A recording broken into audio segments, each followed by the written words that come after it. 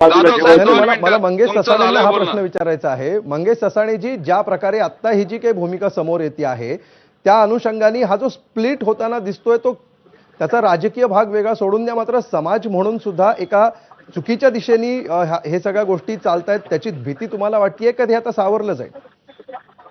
नाही, सावरायची वेळ निघून गेलेली आहे. कारण की गेल्या 1.5 ते 2 वर्षापासून या मनोज जरांगे मुळातच एखाद्या समाजाचा नेता तो अभ्यासू लागतो, त्याला संविधानाची, त्याला कायद्याची आणि आरक्षणाचं त्याला अभ्यास पाहिजे.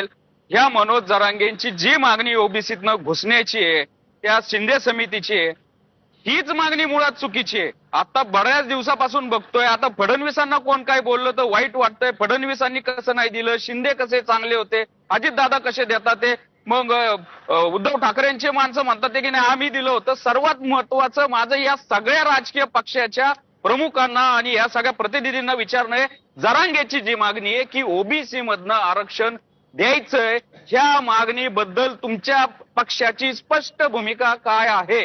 त्याच्यानंतर 10% एससीबीसी जे आरक्षण दिलेलं आहे गेल्या 2024 जानेवारीमध्ये, ते काय? ते ओबीसी मधच एक वेगळा प्रवर्ग करून दिलेलं ते आरक्षण आहे.